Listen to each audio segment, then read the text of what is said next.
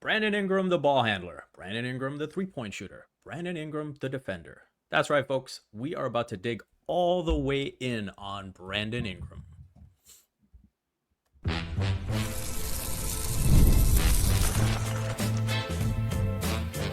You are Locked On Raptors, your daily Toronto Raptors podcast, part of the Locked On Podcast Network. Your team every day. It's your favorite part of the day. Thanks for making Locked On Raptors your first listen every day. I'm Vivek Jacob. I've been covering the Toronto Raptors for 8 seasons across several outlets. You can follow it all on X, Instagram, and YouTube. And be sure to check out the Locked On Raptors Discord, where you can talk all things basketball, but especially the Raptors. This episode is brought to you by Monarch Money. Take control of your finances with Monarch Money. Use code LOCKEDONNBA at monarchmoney.com for 50% off your first year. All right, let's get this party started. On this Tuesday, June the 17th, we have a very special guest. In my humble opinion, the best to do it on the Raptors beat. He's the man who never sleeps, so you know everything you need to about the Raptors. The one and only Blake Murphy. What's up, man? What an intro. What an intro. This is usually when you come on my show, I'm just like, oh, yeah, V gets a haircut every day. Here's Vivek.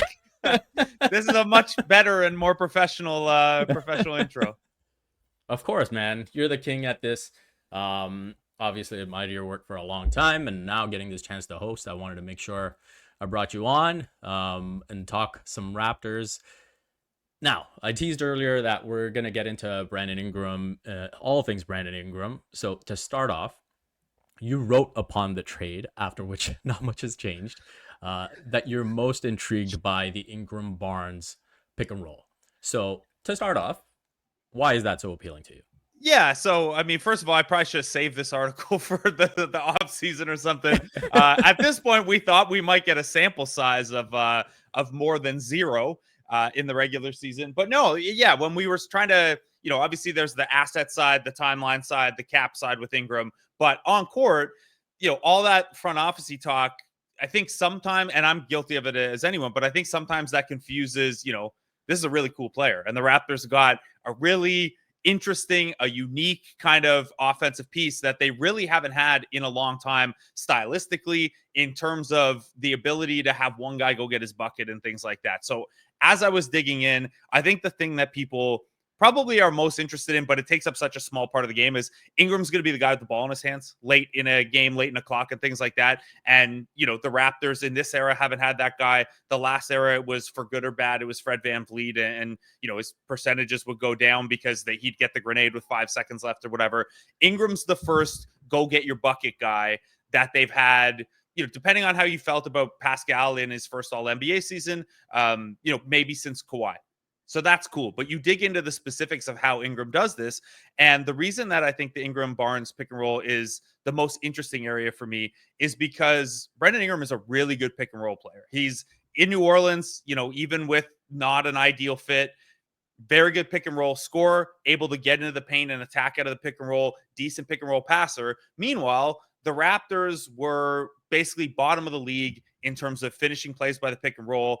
They were one of, not as extreme as Memphis, but one of the teams that has kind of shifted away from a pick and roll heavy offense, certainly a spread pick and roll attack, in favor of more, motion delay, things like that. So you get this really effective and pretty high volume pick and roll scorer in Ingram, and just pick and roll operator in general.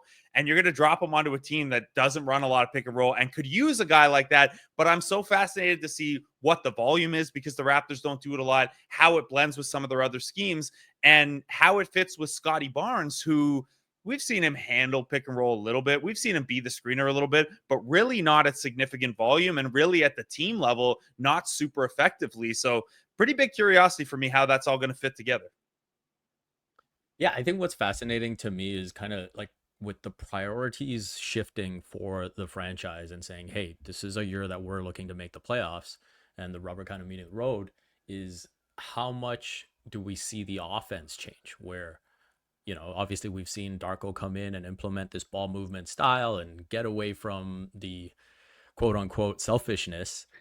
Now you've got this extremely quality player who can isolate, who can, as you said, operate very well in the pick and roll. I think his passing has been a bit undersold, and I feel like this is where, you could come into situations, or maybe even more than situations, where it's like, hey, let's put the ball in our best scorer's hands and let him go to work. Well, and it's not only your best scorer's hand, because yeah, Ingram's a really effective pick and roll scorer, but there's been such a fascinating thing in the NBA Finals, and we're recording this before Game 5, so we'll see how much it plays out in Game 5. But the Thunder, back against the wall, went to a J-Dub Shea pick and roll action that they barely used in the regular season, because back against the wall, nothing else is working. Let's involve our two best players. We'll figure it out. Just put our best two players in the action. And to me, that's for the Raptors, that's going to be Scottie Barnes and Brandon Ingram in whatever order. So Ingram, I have the numbers here. He was 72nd percentile in shooting volume out of the pick and roll and 78th percentile scoring efficiency as the pick and roll ball handler. And that jumps into the 80th percentile and higher when you factor in his passes out of that. So one pass away, he kicks out to a shooter or feeds the roll man or whatever. But when you're looking at Barnes only set 3.2 like screens that Synergy tracked as like screens with an intent to score this year. That's pretty low for like a primary pick and roll partner. So yeah, this is, if you're Darko, even if you've instilled these principles the last couple of years, one of the things you're going to have to figure out is how to best involve your two best players directly all the time. Like, it's still good. Like, if Scottie Barnes and Jakob Poeltl run a pick and roll over here and Brandon Ingram spacing above the break on the other side, that's still going to be effective. That's still a way to use these guys. But especially against teams that have multiple defensive options, being able to put those guys in an action together and force some difficult decisions on the defense it's going to be fascinating to me to see not only how it plays out, but to your point, that give and take of, we have designed a system this way the last 2 years, and now we've got a guy who lets us expand the system if we want to do it and get back to a more, traditional offensive attack, a couple possessions a game. And, it's a system that, yes, has rated very highly in passes, in assists, but in overall offensive efficiency has not proven to be very effective. And so I think that's the other aspect where, maybe if you had obtained more success, I think it'll be more of an interesting conversation to have in terms of, hey, how hard do we stick to this? Well, yeah, look at the Memphis example this year, right? And they obviously let go of their coach at the end of the season. There was obviously friction behind the scenes, but they went away from the kind of job-based high pick and roll, spread pick and roll attack. Like, they were kind of like the leader in the league in terms of going away from that. And at one point they had like a top 6 or top 8 offense or something like that. So it's hard. I would imagine if you were Ja Morant, it would be hard to be like, well, this sucks, because the results were really good. Whereas the Raptors, and I don't think Brandon Ingram is the type of person that's going to be like, this sucks. He seems like a good team first dude. But yeah, it's not, the offense got better as the season went along last year, but it's not as if this is a top 10 offense that everything's been clicking. They need a bit more shooting. They need a bit more dynamism. And I think Ingram can provide that. And I think, I know there are some pockets of the fan base that want the ball in Scottie's hands a ton, and that can still be the case. But I think an interesting thing for Scottie as a roll man is, and roll man, yes, rolling to the basket, he's going to roll more often than he pops. The numbers were really shaky last year, basically whenever Scottie was the screener and pick and roll. But keep in mind who would have been the pick and roll partner, how little he played with quickly and things like that. I think if you're Barnes, something that's interesting is, opponents only, when Barnes was the screener, opponents only switched that 27% of the time last year. So if you think about it, Barnes is on a big, and I know right now he's a little better attacking, kind of getting to that mid post area and shooting back over big or whatever. We don't necessarily think of him as a string a guy out and attack one-on-one. But if there's a big covering you, only about a quarter of the time when you set a screen, did you get a switch with the smaller guy on you. And if you can up that volume to where those mid-post fadeaway over a big man can turn into, you've actually got a mouse in the house situation, whether to score or draw the extra help. We know how much he likes passing out of those situations when the extra help comes. Sorry, my cat is attacking the webcam right now. I think that's an interesting, element for him as well. He should get, there are teams that'll have I guess, a couple teams that'll have two big guys that you can put on Barnes and Ingram and switch freely. But for the most part, teams are going to have to switch that more than they did last year. And very few teams, I think, are going to have two guys that they're comfortable guarding, either Barnes or Ingram. So maybe some more mismatch opportunities for Scottie out of that as well. Yeah, I think that's a really fascinating point that you make. And, when we dig into this a bit further, how Brandon Ingram can create 3-point opportunities for not just the team, but himself is going to be a huge measure, I think, for this team's success next season. Yeah, it's definitely going to be, a big part of that. And again, Ingram is the pick and roll stats get even better when you consider one pass away out of the pick and roll. So, you think of who New Orleans had around. They had some decent shooters. Trey Murphy the third is pretty damn good. But it's not as if they had a bunch of him, right? Like Herb Jones spacing, their point guards aren't shoot heavy guys in DeJounte Murray and Jose Alvarado. McCollum had some spacing. So overall, the shooting talent in New Orleans was probably a little bit better around Ingram pick and roll actions than it'll be initially in Toronto. We'll see how the offseason shakes out and the draft shakes out and things like that. But yeah, I think, you use that advantage. Show me the team that is going to be able to guard an Ingram-Barnes pick and roll with an eye toward the basket with only two guys. And there's probably, 3 or 4, like, okay, the Cavs and the Thunder and the Celtics aren't going to be healthy, but if they were healthy, maybe the Celtics. Like you're running out of teams pretty quick that'll be comfortable switching that without sending a third body in, even without the Scottie can be a good role threat, but not a over the top vertical threat. You're going to be sending a third guy somewhere in there. So that opens up some stuff. And again, like I said, if you get the mismatch, then Scottie's operating out of a mismatch that's going to require some extra help, and he can kick it out of there. So I think the biggest thing is in terms of generating more, and we could talk about Ingram's 3-point shooting himself, but in terms of generating more, the more threats you have on the paint, the more the 3-point line should open up in theory. Yep. That's it. I mean, that's what we've seen the Pacers do, right? Everything starts with attacking the basket first. As much as we talk about how hot their outside shooting is, it all starts with when they're actually able to create that dribble penetration and create those paint touches. We will get to those threes in a second.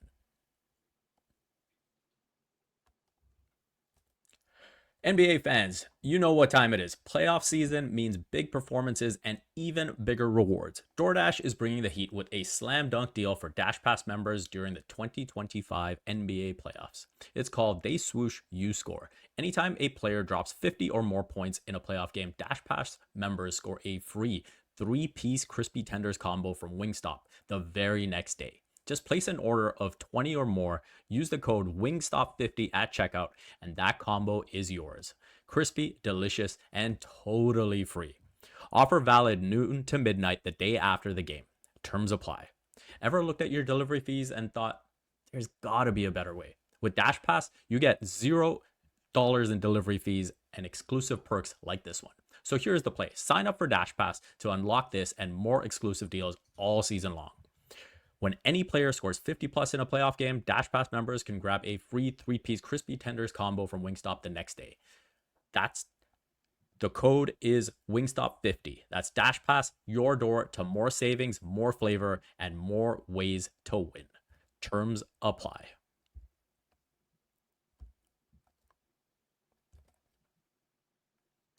And we are back at it. And as we said, we are going to get into everything from 3-point rage regarding Brandon Ingram. Now, I think we saw a bit of a tease. I don't think we can call it more than that because of how little he played this season, of the 3-point volume increasing. Shot it at a good rate. He has been shooting it at a good rate the last few seasons. But is that volume something we can come to expect? And even that, if he's attempting 6 threes a game, is that enough? Yeah, I think in terms of can we expect it to come up, it has to. I'm sure the conversations with Brandon Ingram upon acquiring him and before the extension involved some talk of how they intend to use him in the offense, what they see his role as. I'm sure Brandon Ingram is very aware that a 3 counts more than 2. So if he's looking at his PPG, the extra 3s are going to help. And look, I think this is a guy, his first 2 years in New Orleans, he averaged over 6 a game. That went down. Last year it was back up to almost 6.5 a game. And we're chopping up samples here, but I think we can safely say each of those seasons he shot 37.4% or higher on threes. So sometimes when you look, if a guy's shooting 2 threes a game and he's at 39%, you worry a little bit, right? Like, what if the volume goes up? Is he only taking the really open runs, the really easy ones? We can pretty safely say with Ingram that based on his percentages when the volume went up, he can be effective at higher volume as well. More importantly, like, look, I'm not going to do the Shea Gilgeous-Alexander takes mid-range shots that analytics guys say are bad. Like, love Tim McMahon and the hat he was wearing on the Hoop Collective today, but that's a 2017 conversation. However, I do think that it is instructive if you are a very, very good mid-range shooter, and most of your mid-range attempts in the modern NBA are going to come off the dribble. No one's really spacing a guy up in the long mid-range. When you're talking about shooting quality and how much you trust the guy to knock down threes, I think it's pretty straightforward, right? If you are very, very good at off the dribble 21 footers, you should be pretty good at stationary 24, 25 footers. The other thing we can look at with Ingram as well, when we look into the splits, he is over 39% over the past 3 seasons in catch and shoot. So a lot of, even if you don't love the percentage on the surface, that's dragged down a little bit by he takes a difficult diet of them. He's mostly above the break because you're almost never going to put a guy like Brandon Ingram in the corner. It's just not how you want to space him. You want him to have the option to attack against a closeout and things like that from the top. So he'll be there a little bit, but not a ton. So when we only look at catch and shoot, which is probably the most important aspect when we're talking about spacing and the potential to get volume, almost a 40% catch and shoot 3-point shooter over the course of the last 3 seasons. So I think we can pretty safely say that Brandon Ingram would be an effective 3-point shooter at more volume. I think ideally that number is probably up around like 8 attempts a game. Whether it gets that high, I'm not sure, but I think 6 should be, the floor. The Raptors need to create more 3-point volume. He's going to be one of their best shooters. They gotta give him the green light to get those up. Yeah, for fans listening, the Raptors finished second last in 3-point attempt rate last season. This season, I guess, until we get a couple games done. You're on your Bobby Marks here, right? The league year does not change until the apron doesn't change until the end of the finals. And so the Raptors were second last. They were dead last in above the breakup attempts. And so that's hopefully something that Ingram can help address. And one thing I wanted to pick your brain about is potentially the use of, we talked about Scottie as the screener and Scottie as the roll man, but Ingram as a screener and potentially a pop man. And, whether it's actions with Scottie, whether it's actions with Quickly, I think there's some interesting opportunities there. I'm sure Darko is, working like a mad scientist to figure out the ways that he can get Ingram in those situations. What do you see from Ingram and his potential to maybe be used as a screener and get those pop opportunities where you said, his catch and shoot numbers are really high? Yeah, I think, this will be an interesting test in terms of, how, like, we've heard since from the time they got him that they were working on the strength and conditioning around not just the ankle, but in general, his lower half, try to keep him healthy because he's an effective, obviously a very effective player, but he could use a little bit of strength in the lower half. And that's something that, like, really up and down the roster, like, Yak's the only good screener on the team. Ochai got a little better at it this season. But Scottie Barnes, that's an area he could improve. And I think he will, because it's an interesting thing. Scottie Barnes is so smart that I think you could sit down with him and be like, look at all the stuff we can create with you as the screener, and he'll come back better at that. Whereas Ingram, and it's smallish sample because I only went through the videos from last year, so he obviously didn't play a ton, and he only set about 2.5 screens per game, but he popped more than 3/4 of the time. And a lot of times, like, we could say he screened and popped, but it was like closer to a ghost, right? Anyone, a ghost is like, you almost kind of feint the screen, and it's you telegraph right from the outset that it's about setting up that pop shot. Usually you do that more with like a pure shooter, a smaller guy. But he'll do that a little bit, almost in like a, not quite a Buddy Hield when he was on the Pacers way, but they ran him just like, run by the guy with the ball. Don't even set the pick and go. So look, the Raptors could use some of that. They don't have a lot of guys. Grady will set some ghost screens, Quickly can do it. That's an interesting wrinkle to have. But yeah, I think you can mine more out of if Ingram, especially high on the floor, like I don't know that you're going to do this at like the free throw line and have Ingram do the back step out, but higher on the floor, drag situations like coming up in semi transition when he's got, you know, early horns position or something like that.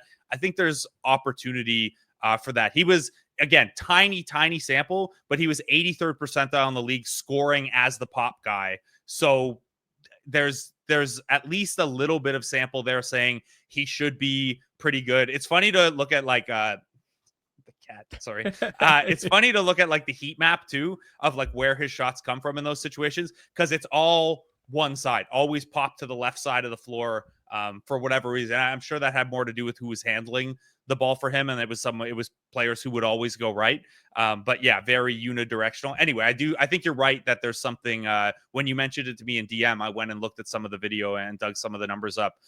Yeah, tiny sample, but pretty effective as a pop guy. Just got to hit the screens a little bit more than just goes past it.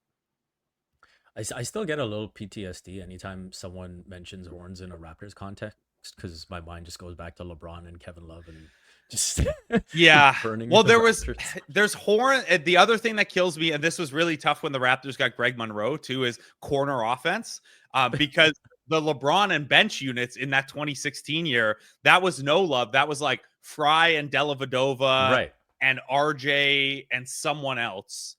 I'm drawing a blank on who the other guy was. Can you cut it out, please? And they just like 13 possessions in a row beat the Raptors. Yeah. Oh, maybe it was Tristan. Anyway, whoever the big was. Yeah. So horns and corner offense. LeBron has left a lot of damage over the year.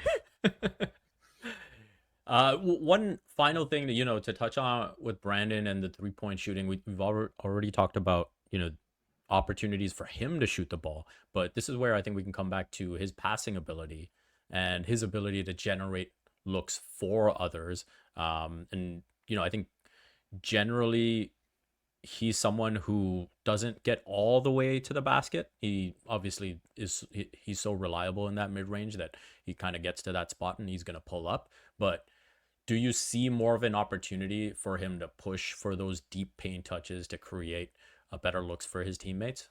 I do, yeah. And I think that, that'll probably be a point of emphasis. And schematically, if you can get him attacking against an advantage a little more often than having to create one-on-one, that's in part why they like to have the offense the way it is, so that tiny advantage turns into a slightly bigger one, and then you don't have to, RJ on the second side can attack a scramble defense rather than swing stationary one-on-one. And there as you dig in, there are good indicators that Ingram can be really effective in that. I think we both agree he's a pretty underrated passer. I wrote it in that piece.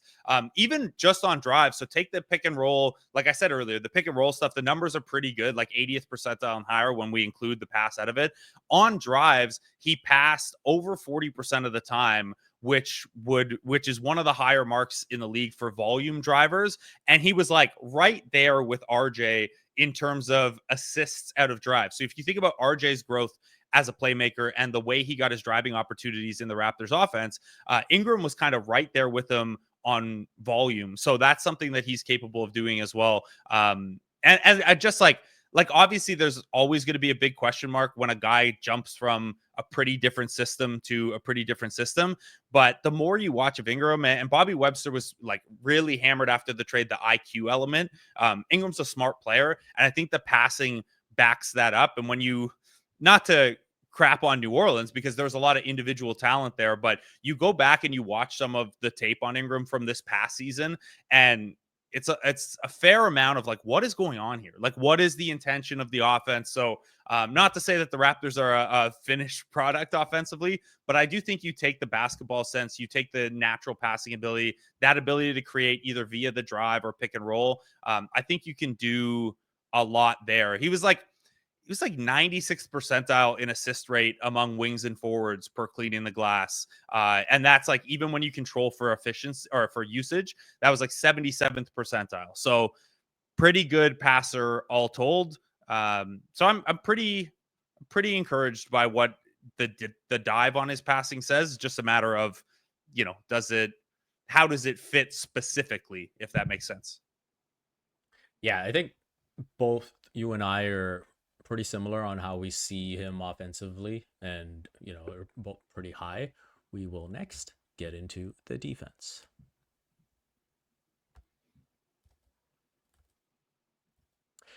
Ever check your bank account and wonder, where did all my money go? Between dining out, online shopping, and entertainment, it's easy to lose track. That's where Monarch Money comes in, your personal CFO, giving you full visibility and control over your finances. Monarch Money isn't just a budgeting app, it's a complete financial command center.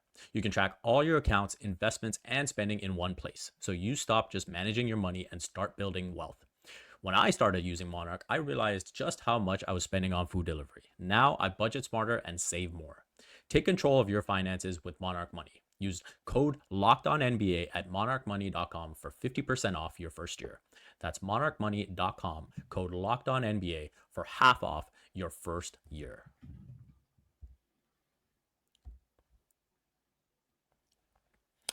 And we are ready to wrap things up by talking all things Brandon Ingram's defense. Now, Blake, I think Scottie made a huge leap as a perimeter defender. I think he's improved his lateral quickness. I think he doesn't get as high as he used to. I think that's one thing that used to bother me, where he would often, confuse that effort of really just getting up high and then just get blown by and then be behind the play. We still see it from time to time, but I think the frequency has significantly decreased. And so with that being said, knowing obviously what Jakob Poeltl's role is, I think that Brandon Ingram's best role is part of the back line, where he can use his length to not just contest at the rim, but to get drives and then scramble out to the perimeter to contest when he needs to. Do you see it similarly? I see that certainly at this point being Ingram's best role. You're down there. You have a 7'3" wingspan, a 9'1" standing reach. You see the game pretty well. You have pretty good instincts at both ends of the floor. So yeah, I could see him being used like that. I think it'll probably. I mean, as with anything, it'll kind of depend on matchup, and it'll go back and forth. I still really like Scottie in that kind of backline safety role, because Yeah.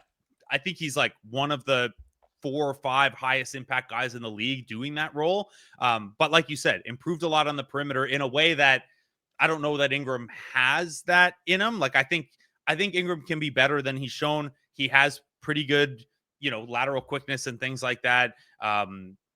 The steal rates have never been there. So does that tell you, is that a risk profile? Is that a anticipation profile? I'm not really sure.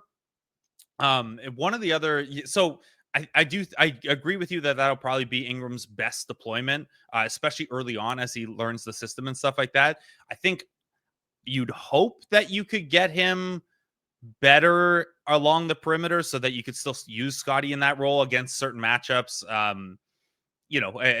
Like it's tough because against the best perimeter, like let's say there's Paolo, right? Who's going to have the ball a lot. Maybe this is a bad example because the Magic trade and they're going to look different, but a bigger ball dominant guy. I want Scottie on that guy on the perimeter or wherever it is, right? Yep. Now, if it's a point guard who is going to put a lot of pressure on the paint and Jakob Poeltl is going to need some help in there, then I would rather have Barnes in the kind of safety role so he can kind of be over there and help and create some chaos, help on the dump offs and things like that. So it'll be a little matchup dependent for me. But yeah, I think I'm with you that initially, like all else equal, you'd have Barnes guarding the whichever of the 2, 3, 4 is going to have the ball most often at the top of the floor, slot Ingram off the corner. The other thing about having Ingram in the corner and kind of in that help role is he's a really good defensive rebounder. So, in the same way that Scottie is a really good defensive rebounder and having him down there, he's a double-double machine.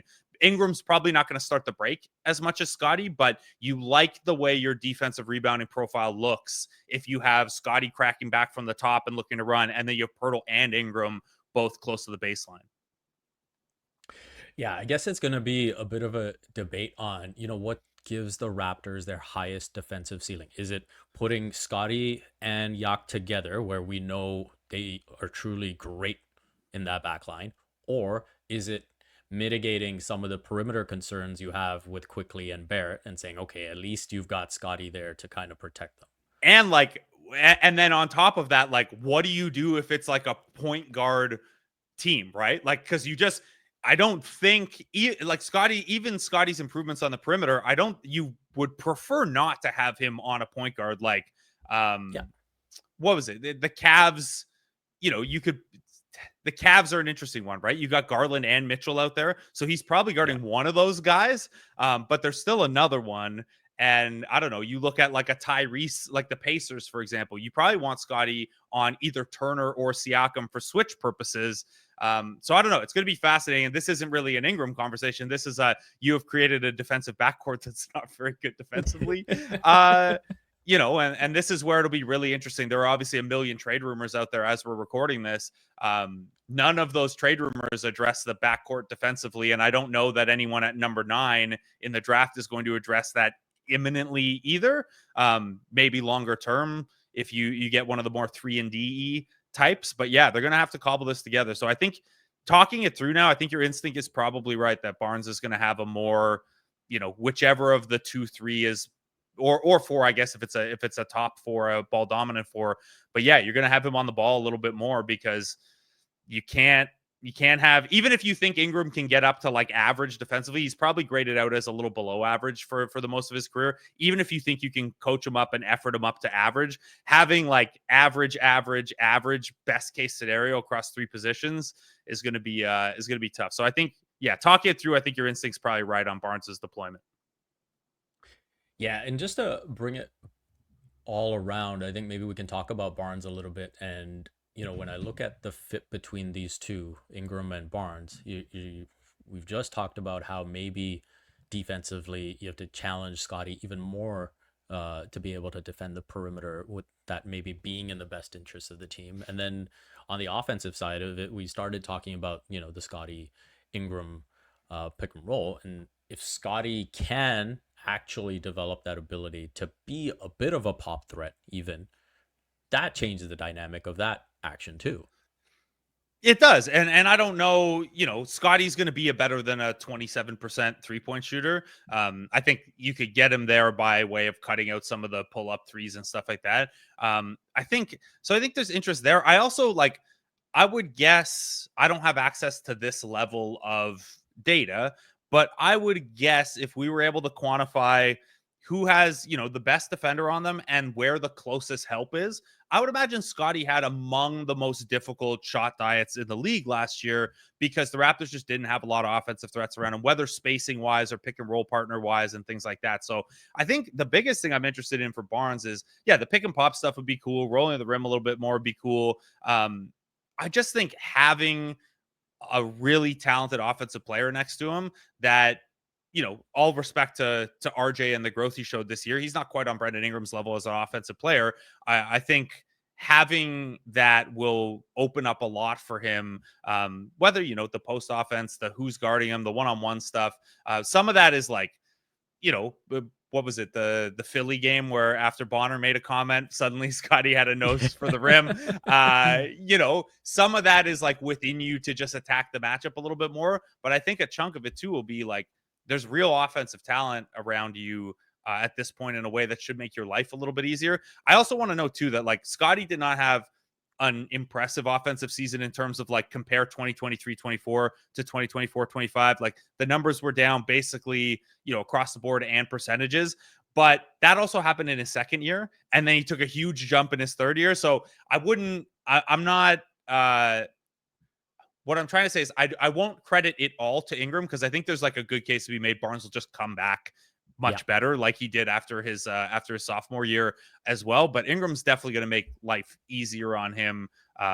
Really, it's just like you look at what their offense looks like and the pieces, there's enough offensive talent on the floor now, whereas most of the lineups we ran through last year, except when they were like completely healthy, it was a lot of like, okay, who's getting helped off of? Where's the like a lot of doubles, a lot of extra attention. There just wasn't enough offensive talent on the court. And I think that'll be a little different this time around. Yeah, and I think one of the other things I look forward to is just there being the opportunity to stagger better. And Yeah. I think, some people view those young bench guys kind of becoming a bit of a bench mob 2.0. I see it a bit differently. I do think that bench mob 2.0, well, the original bench mob was able to function as that 5-man unit. Whereas Yeah. I think these young guys are going to need a Scottie or an Ingram or an RJ or a Quickly to really supplement them.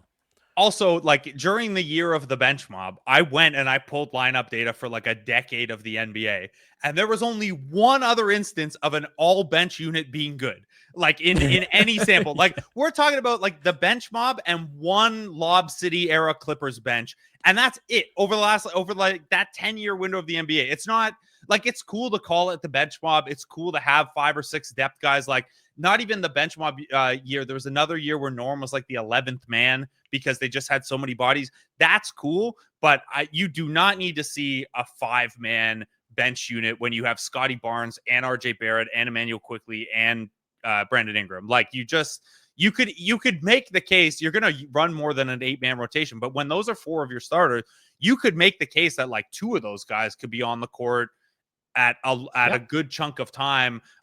You know, I don't know if you feel this way, but like coming up on the Kyle and DeMar Raptors, like in my head, it's always like last 4 minutes of the first quarter is one star with the bench. First 4 minutes of the second quarter is the other star with the bench. Yeah. And then everyone kind of staggers back in. So that's always how I have it in my head. So I'd be like, oh, okay, Scottie and bench to start the second, Ingram and bench to end the first. But you don't have to do it that way. You could do Ingram and Quickly and bench, or Ingram and Pirtle and bench. And yeah, there's a lot you can do. But the main take there is like, if let's say even 2 of these, because it's not a lock that all of these young guys are going to, you know, when the role shrinks a little bit or the expectations are higher, development isn't linear and things like that. They might not all be successes as sophomores, but if even 2 of them are like really good, like solid rotation players, you've got depth that you just haven't had the last couple of years too. So the staggering stuff gets way easier when a Scottie Barnes and bench is not like 4 G League guys, you know, and I don't mean that disrespectful to like the Colin Castletons, Orlando Robinsons, but I mean like when you're planning out what a rotation looks like, you know, we're at a point now where we could actually evaluate what the coaching staff is choosing to do. It's not, there aren't 9 good NBA players on the roster anymore. Yeah, honestly, Blake, love this chat. Thank you for staggering your workload so you can carry the show a little bit. Jay's off night, buddy. Yeah, exactly. But, you know, obviously everyone knows you for your Raptors work and your Blue Jays work. So with the Blue Jays season on, let people know. Yeah, it's I mean, so Jays Talk Plus is 10 a.m. to 12 p.m. every day. So same slot as the Raptors show in the winter. Jays are, well, before this weekend, we're playing really well. They'd won 12 of 14. They're in a playoff spot right now. So that's fun. And then, yeah, next week, I will bump off of Jays for 2 days to do NBA draft stuff, where I'm going to do like a live draft night show on 590. That'll be up as a podcast after. And then we'll see if enough happens on the second day, the second round of the draft. But yeah, it'd be nice to swoop back in. I did a show, like a Raptors show the night of the draft lottery, and it was like the most deflated I think I've ever felt like live on air, because I had all this stuff. I had all my scouting ready to go on like 12 guys. I had a couple different guests lined up, and then they fall to 9th, and like nobody wanted to hear anything other than like, was it a conspiracy? Was tanking worth it? So yeah, happy to that all the scouting reports stuff, at least for one guy, I'll get to dust it off. Although watch, they'll trade down and pick some guy I haven't done the work on yet. Exactly. Or the pick will be gone completely. Yeah. Well, that would be for a reason that makes the show a lot more fun though. So I'm not ruling that one out. Yeah. Yeah. Well, again, Blake, thanks so much. If you want to join in on this fun discussion that we just had, head on over to the Locked On Raptors Discord. The link is in the description. Thank you for making Locked On Raptors your first listen of the day. For your second listen, check out the 2025 Locked On NBA Mock Draft, a 5-episode series with the most comprehensive NBA draft analysis from NBA experts to college experts and NBA draft experts. Find the 2025 Locked On NBA Mock Draft on NBA Big Board and Locked On NBA on YouTube or wherever you listen to podcasts.